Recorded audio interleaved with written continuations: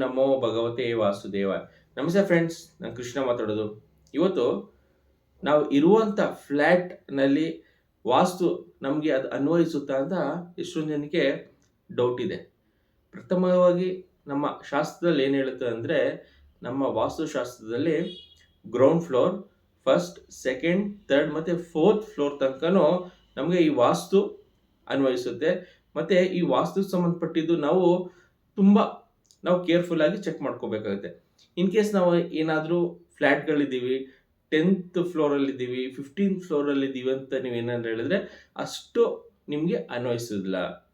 ಮತ್ತು ನಾವು ಏನು ಮಾಡ್ಕೋಬೇಕು, ಈಗ ನಾವು 10th ಫ್ಲೋರ್ ಇದ್ದೀವಿ, ನಾವೇನು ಹಂಗಾರೆ ವಾಸ್ತುದು ಸಂಬಂಧಪಟ್ಟಿದ್ದು ಏನು ಇಟ್ಕೊಳ್ಳೇಬಾರ್ದಾ, ಏನು ನೋಡಲೇಬಾರ್ದಾ ಅಂದರೆ, ನಾವು ಆ್ಯಸ್ ಇಟ್ ಈಸ್ ಏನು ಪ್ರೊಸೀಜರ್ ಇದೆ ನಮಗೆ ಫಸ್ಟ್ ಫ್ಲೋರ್ಗೆ, ಸೆಕೆಂಡ್ ಫ್ಲೋರ್ಗೆ, ಆಗ್ನೇಯದಲ್ಲಿ ಏನು ಬರಬೇಕು, ಈಶಾನ್ಯದಲ್ಲಿ ಏನು ಬರಬೇಕು, ವಾಯುವ್ಯ ಮತ್ತು ನೈಋತ್ಯದ ಭಾಗದಲ್ಲಿ ಏನೇನು ಬರಬೇಕು, ಅದು 10th ಫ್ಲೋರ್ ಆಗಲಿ 15th ಫ್ಲೋರ್ ಆಗಲಿ ನಾವು ನೋಡ್ಕೊಳ್ಳೋದ್ರಿಂದ ಯಾವುದೇ ರೀತಿ ಪ್ರಾಬ್ಲಮ್ ಇಲ್ಲ.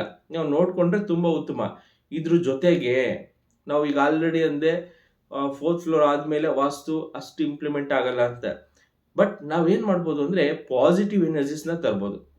ಹೆಂಗೆ ಪಾಸಿಟಿವ್ ಎನರ್ಜೀಸ್ ತರ್ಬೋದು ಅಂದರೆ, ನಮಗೆ ಈ ವಾಸ್ತುಗೆ ಸಂಬಂಧಪಟ್ಟಿದಂಥ ಶ್ರೀಯಂತ್ರ ಆಗಲಿ, ಕೈಲಾಶ ಯಂತ್ರ ಆಗಲಿ, ಇವೆಲ್ಲ ನಾವು ಮನೆಗಳಲ್ಲಿ ಇಡೋದ್ರಿಂದ ಪಾಸಿಟಿವ್ ವೈಬ್ಸ್ ತುಂಬ ಬರುತ್ತೆ.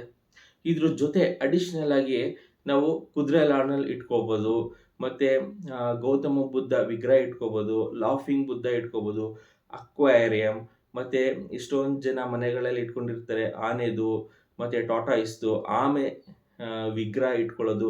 ಈ ಫೋಟೋಸ್ ಆ್ಯಂಡ್ ಐಡಲ್ಸ್ ಇಟ್ಕೊಳ್ಳೋದ್ರಿಂದ ಪಾಸಿಟಿವ್ ವೈಬ್ಸ್ ತುಂಬ ಇರುತ್ತೆ. ನಾವು ಬರೀ ಈಗ ನಾನು ಆಗಲೇ ಹೇಳ್ದಂಗೆ ಇಷ್ಟು ಫ್ಲೋರ್ಗಳಲ್ಲಿ ಇನ್ನು ಮಿಕ್ಕಿದವರು ಈ ರೀತಿ ಇಟ್ಕೊಳ್ಳೋದ್ರಿಂದ ನಾವು ಇರುವಂಥ ಮನೆಗಳಲ್ಲಿ ಪಾಸಿಟಿವ್ ವೈಬ್ಸ್ ಬರುತ್ತೆ. ಯಾಕಂದರೆ ಒಂದು ನಮ್ಮ ಜಾತಕದಲ್ಲಿ ಏನೇ ಒಂದು ಸಮಸ್ಯೆ ಇರುತ್ತೆ, ಅದು ನಾವು ಪರ್ಸ್ನಲ್ ಆಗಿ ಅನುಭವಿಸ್ತಾ ಇರ್ತೀವಿ. ವಾಸ್ತುಶಾಸ್ತ್ರ ಒಂದು ಮನೆಯಲ್ಲಿ 4 ಜನ ಇರ್ತಾರೋ 8 ಜನ ಇರ್ತಾರೋ ಅಷ್ಟು ಜನಕ್ಕೆ ನಾವು ಮನೇಲಿ ಇರೋದ್ರಿಂದ ಅಷ್ಟು ಜನಕ್ಕೆ ಪಾಸಿಟಿವ್ ವೈಬ್ಸ್ ಬೇಕಾಗೋದ್ರಿಂದ ನಾವು ಈ ರೀತಿ ಇಟ್ಕೊಳ್ಳೋದ್ರಿಂದ ಪದಾರ್ಥಗಳು ನಮಗೆ ತುಂಬ ಪಾಸಿಟಿವ್ ವೈಬ್ಸ್ ಇರುತ್ತೆ. ಇನ್ನು ಎರಡನೇ ವಿಚಾರ, ಎಷ್ಟೊಂದು ಜನ ಕೇಳ್ತಾರೆ, ನಾವು ಸೈಟ್ ಸೆಲೆಕ್ಷನ್ ಹೆಂಗೆ ಮಾಡ್ಕೋಬೇಕು.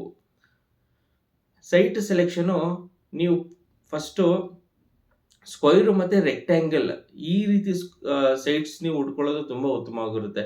ಕೆಲವೊಂದ್ಸಲ ನಿಮಗೆ ಟ್ರಯಾಂಗಲ್ ಸಿಗುತ್ತೆ, ಮತ್ತು ಅದು ಕರೆಕ್ಟಾಗಿ ನಿಮಗೆ ಡೈಮೆನ್ಷನ್ ಇರಲ್ಲ, ಆ ರೀತಿ ಸಿಕ್ಕಿರುತ್ತೆ. ನೀವು ಮನೆ ಕಟ್ಟಬೇಕಾದ್ರೆ ಸ್ಕ್ವೈರ್ ಮತ್ತು ರೆಕ್ಟ್ಯಾಂಗಲಲ್ಲಿ ಕಟ್ಟರೆ ತುಂಬ ಉತ್ತಮವಾಗಿರುತ್ತೆ. ಎಷ್ಟೊಂದು ಜನ ಈಶಾನ್ಯ ಬೆಳೆಸ್ಕೋಬೇಕು ಅಂತಾರೆ, ಅದು ಬೆಳೆಸ್ಕೊಳ್ಳಿ, ತುಂಬ ಏನು ಪ್ರಾಬ್ಲಮ್ ಇಲ್ಲ. ಬಟ್ ನಾವು ಮನೇನ ರೆಕ್ಟ್ಯಾಂಗುಲರ್ ಕಟ್ಟಬೇಕಾಗುತ್ತೆ.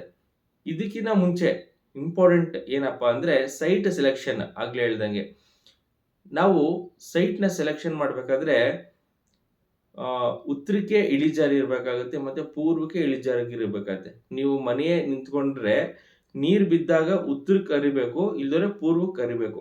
ಈ ರೀತಿ ಏನಾದರೂ ಇದ್ದರೆ ಪ್ರಥಮವಾಗಿ ತುಂಬ ಪಾಸಿಟಿವ್ ವೈಬ್ಸು ನಿಮ್ಮ ಸೈಟ್ಗಿದೆ ಅಂತ ತಿಳ್ಕೊಬೋದು.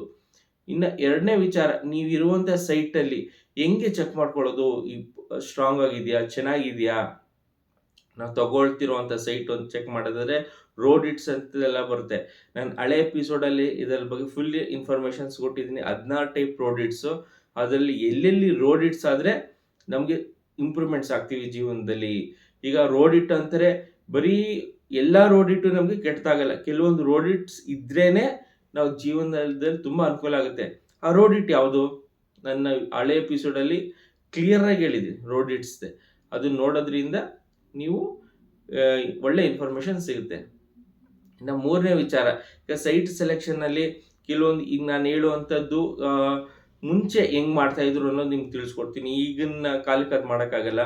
1 ಅಡಿ ಆಳನ ತೆಗೆದು ಮತ್ತೆ ಅದಕ್ಕೆ ಮಣ್ಣು ತುಂಬಿದಾಗ ಮಣ್ಣೇನಾದ್ರು ಮಿಕ್ಕಿದ್ರೆ ಅದು ಸೈಟ್ ತುಂಬ ಚೆನ್ನಾಗಿದೆ ಅಂತ. ಮತ್ತು ಮಣ್ಣು ತೆಗೆದು 1 ಅಡಿ ಮಣ್ಣು ತೆಗೆದು ಅಲ್ಲಿ ನೀರು ತುಂಬಿದ್ರೆ, ನೀರು ಹಂಗೆ ಇದ್ದರೆ ಸೈಟು ತುಂಬ ಚೆನ್ನಾಗಿದೆ ಅಂತ. ಮತ್ತು ಎಷ್ಟೊಂದು ಜನ ಭತ್ತ ಬೆಳೀತಾ ಇದ್ರು, ಅದೇನಾದ್ರು 3 ದಿವಸಕ್ಕೆ ಭತ್ತ ಬೆಳೆದ್ರೆ ತುಂಬ ಚೆನ್ನಾಗಿದೆ, 5 ದಿವಸಕ್ಕಿದ್ರೆ ಮಧ್ಯಮ, ತುಂಬ ಲೇಟಾಗಿ ಭತ್ತ ಬೆಳೆದ್ರೆ ಇದು ಚೆನ್ನಾಗಿಲ್ಲ ಅಂತ ಡಿಸೈಡ್ ಮಾಡೋರು. ಬಟ್ ಈ ಕಾಲಕ್ಕೆ ನಾವು ಅದನ್ನೆಲ್ಲ ಚೆಕ್ ಮಾಡ್ಕೊಂಡು ಕೂತ್ಕೊಳ್ಳೋಕ್ಕಾಗಲ್ಲ. ಪ್ರಥಮವಾಗಿ ನಾವು ಏನು ನೋಡಬೇಕು ಅಂದರೆ ಮೇಯ್ನಾಗಿ ಅದು ರೋಡ್ ಇಟ್ ಆಗಿದೆಯಾ, ಎಲ್ಲಿ ಇಳಿಜಾರಿದೆ, ಮತ್ತು ರೆಕ್ಟ್ಯಾಂಗ್ಯುಲರ್ ಇದೆಯಾ, ಸ್ಕ್ವೈರ್ ಆಗಿದೆ, ಇಷ್ಟು ನೋಡಿಕೊಂಡ್ರೆ ಸಾಕು. ಮತ್ತು ಎಲ್ಲಿ ಅದು ಪ್ಲೇಸ್ಮೆಂಟ್ಸ್ ಆಗಿದೆ ಅನ್ನೋದು ತುಂಬ ಇಂಪಾರ್ಟೆಂಟ್ ಆಗುತ್ತೆ. ಮತ್ತು ಆ ಸೈಟ್ ಹೆಂಗಿದ್ರು ನಾವು ಕನ್ಸ್ಟ್ರಕ್ಷನ್ಸ್ ಹೆಂಗೆ ಮಾಡ್ತೀವಿ, ಈಗ ಸೈಟು ಡೈಮೆನ್ಷನ್ ಕರೆಕ್ಟ್ ಆಗಿಲ್ಲ ಅಂದ್ರೂ ನಾವು ಕನ್ಸ್ಟ್ರಕ್ಷನ್ಸ್ ಮಾಡೋ ಟೈಮಲ್ಲಿ ಸ್ಕ್ವೈರ್, ರೆಕ್ಟ್ಯಾಂಗಲ್ ಮತ್ತು ಈಶಾನ್ಯ ಬೆಳೆಸ್ಕೊಂಡು ಕಟ್ಟೋದ್ರಿಂದ ನಮ್ಮ ಜೀವನ ಮತ್ತು ಆರೋಗ್ಯ ತುಂಬ ಚೆನ್ನಾಗಿರುತ್ತೆ, ಮತ್ತು ಫೈನಾನ್ಷಿಯಲ್ ಕಂಡೀಷನ್ಸು ತುಂಬ ಇಂಪ್ರೂವ್ಮೆಂಟ್ಸ್ ಆಗುತ್ತೆ. ಈ ರೀತಿ ಸ್ವಲ್ಪ ಸೈಟ್ ಸೆಲೆಕ್ಷನ್ಸ್ ಮಾಡಿಕೊಂಡು ನಾವು ಅಭಿವೃದ್ಧಿ ಆಗ್ಬೋದು. ಮತ್ತು ಇನ್ನೊಂದು ಏನಪ್ಪ ಅಂದರೆ, ನೆಗೆಟಿವ್ ಎನರ್ಜೀಸ್ ಹೆಂಗೆ ತೆಗೆಯೋದು ಅಂತ ಸುಮಾರು ಜನ ಕೇಳ್ತಾರೆ. ನಮ್ಮ ಸೈಟಲ್ಲಿ ಏನಾದ್ರು ನೆಗೆಟಿವ್ ಎನರ್ಜಿ ಯಾರು ಏನಾದ್ರು ಮಾಡ್ಸೋಕ್ಕಿರ್ತಾರೋ, ತುಂಬ ಹಳೆ ಕಾಲದ್ದು, ಏನು ಮಾಡೋದು ಇದಕ್ಕೆ, ನೆಗೆಟಿವ್ ಹೆಂಗೆ ತೆಗಿಬೇಕು ಅಂತ ಎಷ್ಟೊಂದು ಜನ ಕೇಳ್ತಾರೆ. ನೆಗೆಟಿವ್ ಎನರ್ಜಿ ಏನಿಲ್ಲ, ಇದು ಹಸು ಮತ್ತು ಕರುವಿನ ಕರ್ಕೊಂಡು ಅಲ್ಲಿ ಹುಲ್ಲು ಮೇಯಿಸುವಂಥದ್ದು ನಿಮ್ಮ ಜಾಗದಲ್ಲಿ, ಅದು ಜಮೀನಾಗಿರ್ಬೋದು, ಸೈಟ್ ಆಗಿರ್ಬೋದು, ಅಲ್ಲಿ ಹುಲ್ಲು ಮೇಯಿಸೋದ್ರಿಂದ ಸ್ವಲ್ಪ ನೆಗೆಟಿವ್ ಎನರ್ಜಿ ಹೋಗುತ್ತೆ. ಮತ್ತು ಗಂಜಲ ಪ್ರೋಕ್ಷಣೆ ಮಾಡೋದ್ರಿಂದ ಇಡೀ ನಿಮ್ಮ ಸೈಟು, ನಿಮ್ಮ ಅಲ್ಲಿರುವಂಥ ಜಾಗಕ್ಕೆ ಗಂಜಲ ಪ್ರೋಕ್ಷಣೆ ಮಾಡೋದ್ರಿಂದ ಸ್ವಲ್ಪ ನೆಗೆಟಿವ್ ಎನರ್ಜೀಸ್ ತುಂಬಾ ಕಮ್ಮಿ ಆಗುತ್ತೆ. ಈ ರೀತಿ ಅವಾಗವಾಗ ಮಾಡ್ತಾ ಇದ್ರೆ ಆ ಸೈಟಿಗೆ ಸಂಬಂಧಪಟ್ಟಿದ್ದು ಯಾವುದೇ ನೆಗೆಟಿವ್ಸ್ ಎನರ್ಜಿ ಇರಲ್ಲ. ಇದ್ರೂ ಅದು ಮುಂದಿನ ದಿನಗಳಲ್ಲಿ ಕಾಲಕ್ರಮೇಣ ಕಮ್ಮಿ ಆಗುತ್ತೆ. ಬಟ್ ಒಂದೇ ದಿವಸ ಮಾಡೋಕ್ಕಿಂತ ಒಂದು 3-4 ಸಲ ಈ ರೀತಿ ಅಲ್ಲಿ ಬೆಳೆದಿರುವಂಥ ಹುಲ್ಲನ್ನ ನಿಮ್ಮ ಹಸುಕೆಯಲ್ಲಿ ತಿನ್ನಿಸ್ತಾ ಬಂದರೆ, ಅಲ್ಲಿರೋ ಗ್ರಾಸ್ ಎಲ್ಲ ತಿನ್ನಿಸಿದ್ರೆ ನೆಗೆಟಿವ್ ಎನರ್ಜೀಸ್ ಕಮ್ಮಿ ಆಗ್ತಾ ಬರುತ್ತೆ. ಇಷ್ಟು ವಿಚಾರ. ಫ್ಲ್ಯಾಟ್ದು ಸುಮಾರು ಜನಕ್ಕೆ ಕನ್ಫ್ಯೂಷನ್ಸ್ ಇತ್ತು, ಇವತ್ತು ತಿಳಿಸ್ಕೊಟ್ಟಿದ್ದೀನಿ. 4 ಫ್ಲೋರ್ಗಿಂತ ಮೇಲಿದ್ರೆ ವಾಸ್ತುಕ್ಕೆ ಸಂಬಂಧಪಟ್ಟಿದ್ದು ಅಷ್ಟು ಪ್ರಭಾವ ಇರಲ್ಲ. ಅಲ್ಲಿ ಈ ರೀತಿ ಸಣ್ಣ ಪುಟ್ಟ ನಾವು ಯಂತ್ರ ಮಂತ್ರ ಮತ್ತು ತಂತ್ರಗಳು ಇಟ್ಕೊಳ್ಳೋದ್ರಿಂದ ಮನೆಗಳಲ್ಲಿ ಪಾಸಿಟಿವ್ ವೈಬ್ಸು ತುಂಬಾ ಇರುತ್ತೆ. ಇಷ್ಟು ವಿಚಾರ. ನಾನು ನೆಕ್ಸ್ಟ್ ಎಪಿಸೋಡಲ್ಲಿ ಇನ್ನೂ ವಾಸ್ತುಕ್ಕೆ ಸಂಬಂಧಪಟ್ಟಿದ್ದು ಇನ್ನೂ ಇನ್ಫಾರ್ಮೇಷನ್ಸ್ ಕೊಡ್ತೀನಿ. Thank you.